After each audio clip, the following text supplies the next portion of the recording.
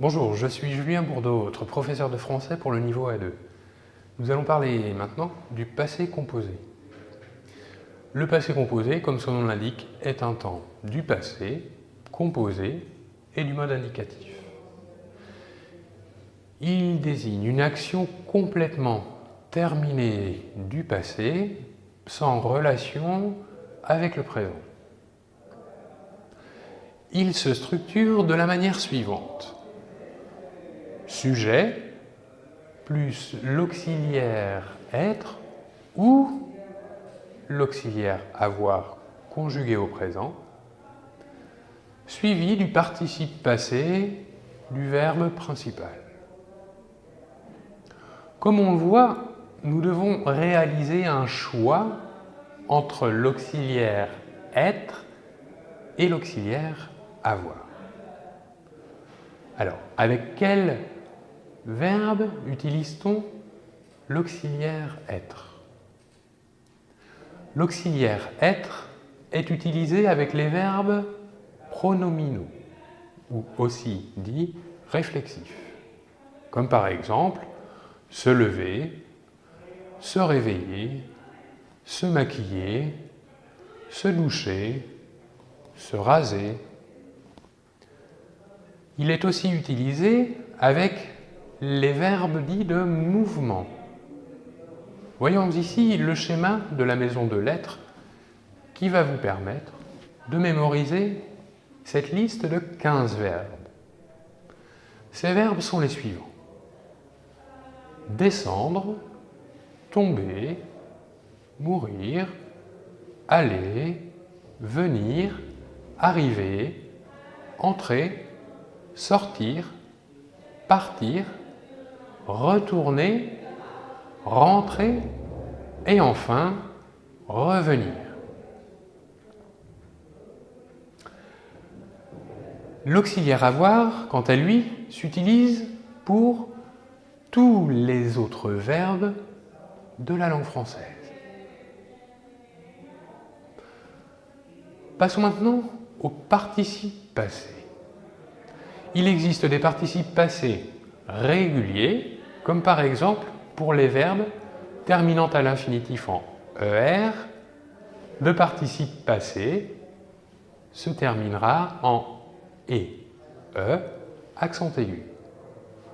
Prenons comme exemple le verbe parler, regarder ou aller. Les participes passés réguliers, maintenant des verbes terminant en IR, verbe du second groupe de conjugaison. Les participes passés termineront en I. Quelques exemples de verbes: finir, choisir, réussir, réunir. Voyons maintenant quelques participes passés irréguliers. Le verbe être deviendra été.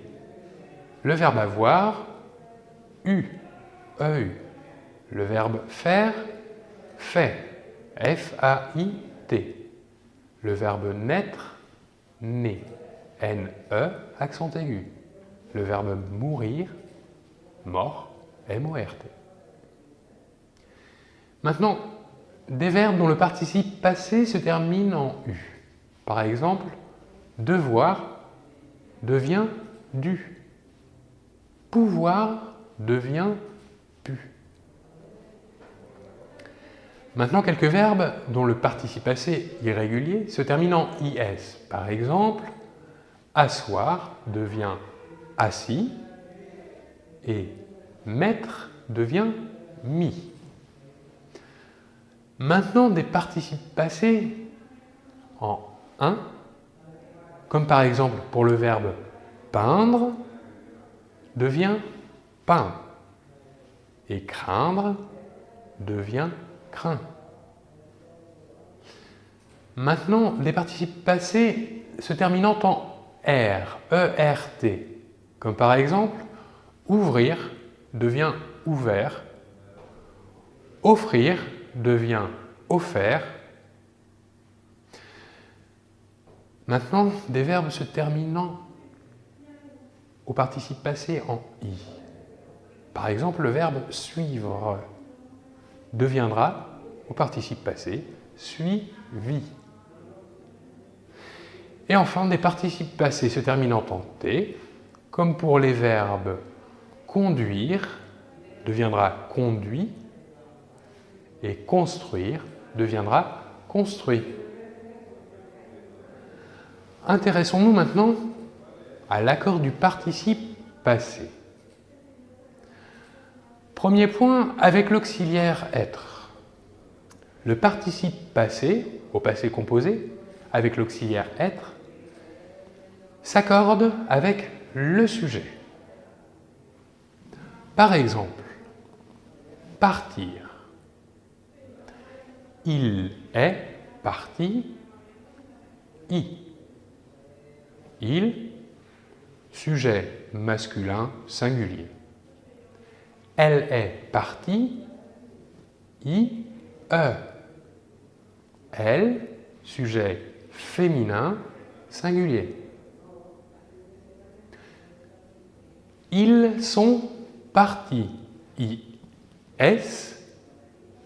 Il étant un sujet masculin pluriel. Et enfin, elles sont parties. Elles étant un sujet féminin pluriel. Intéressons-nous maintenant à l'accord du participe passé avec l'auxiliaire avoir. Le participe passé avec l'auxiliaire avoir s'accordera avec le complément d'objet direct placé devant le verbe. Voici quelques exemples. Ils ont mangé le riz. Ils l'ont mangé. Accent aigu, car le riz est un COD masculin singulier. Voyons maintenant quelques exemples de verbes qui sont conjugués, quant à eux, avec l'une ou l'autre des auxiliaires. Par exemple, le verbe monter. Nous dirons « Je suis monté à pied, mais j'ai monté la valise. » Deuxième exemple, le verbe descendre. Je suis descendu à la cave, mais j'ai descendu les valises. Le point commun, ici, l'auxiliaire avoir est utilisé lorsque, suivant le verbe, suit un complément d'objet direct. Voilà pour cette leçon du passé composé. Nous nous retrouvons là pour la prochaine fois. À bientôt.